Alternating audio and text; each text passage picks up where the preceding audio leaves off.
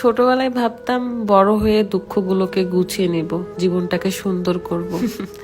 বড় হয়ে দেখি আমি পৃথিবীর সমস্ত সুখ ওই শৈশব কালেই ফেলে রেখে এসেছি। বড় হওয়ার পর সুখ তো সেটাই যেটা আপনি মানিয়ে নেবেন। আসসালামু আলাইকুম, কি অবস্থা সবার, কেমন আছেন? আচ্ছা, ডালের সাথে পুঁই শাক রান্নাটা কার কার পছন্দ অবশ্যই জানাবেন। আমার হাজবেন্ডের ভীষণ পছন্দ এই তরকারিটা। এটা ছিল আমার গ্রামে থাকার লাস্ট দিন, যেখানে আমি আসার সময় অনেক প্যাকিং করছিলাম, শাকসবজি থেকে শুরু করে হাঁস মুরগি। গ্রামে আসলে যেটা সবচেয়ে পছন্দ আমার সেটা হলো এই ছোট্ট রান্নাঘর। তার ভেতরে থাকবে মাটির চুলা, যেখানে আপনি বসে থেকে খড়ি দিয়ে জাল দিয়ে রান্না করবেন। প্রতিদিনের মতোই আমি সকালবেলা স্লিমিং টি খাই, তো মাটির চুলায় আজকে আমি স্লিমিং টি বানাবো। খড়ির জালের রান্না খেতে অনেক বেশি স্বাদ লাগে। আমি জানি না আপনারা টেস্টের ডিফারেন্ট কখনো বুঝেছেন কিনা যারা মাটির চুলা রান্না খেয়েছেন।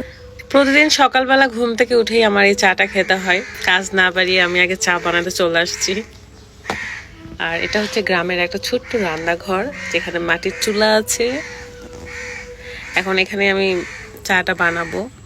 কারেন্টের চুলা, গ্যাসের চুলা কিংবা এই মাটির চুলা, 3 চুলার রান্না কিন্তু 3 ধরনের টেস্ট। যাই হোক, এটা হলো অর্গানিক স্লিমিং টি, ওজন কমানোর সবচেয়ে সহজ উপায়। এটা বানানো খুবই ইজি। গরম পানির মধ্যে 1 চামচের মতন স্লিমিং টি দিয়ে 3-4 মিনিট জাল দিলেই হয়ে যায়। যারা ওজন কমাতে চান তাদের জন্য পারফেক্ট একটা চা। সকালে এবং রাত্রে খালি পেটে খেতে হয়। এই চায়ে কিছু উপাদান আছে যেগুলো আপনার শরীরের এক্সট্রা চর্বিটাকে শুষে নেবে, সাথে আপনাকে স্লিম রাখবে এবং ওজন কমাবে। ইউনিক কালেকশন ফেসবুক পেজ থেকে আপনারা এই চাটা পেয়ে যাবেন। পেজটা ডেসক্রিপশনে দেওয়া থাকবে। আপনারা দেখেন যে আমি যেখানেই যাই সেখানে আমি এই চাটা দেখাই, কারণ আসলে আমি এটা রেগুলার খাই। যেহেতু গ্রামে এসেছি অ্যান্ড এই গ্রামীণ পরিবেশ আপনারা অনেক পছন্দ করেন, তাই ভাবলাম চা যেহেতু বানাচ্ছি একটা ভিডিও মেক করে আপনাদের সাথে শেয়ার করি। এই তো আমার চা রেডি, এখন আমি ছেঁকে নিব। একটা ব্যাপার লক্ষ্য রাখবেন যে যারা ওজন কমাতে চাচ্ছেন তারা এই চা খাওয়ার পাশাপাশি কখনোই মিষ্টি কিংবা চিনি জাতীয় খাবার খাবেন না, একটু দূরেই থাকবেন। তাহলে দেখবেন 100% ফলাফল খুব তাড়াতাড়ি পাচ্ছেন।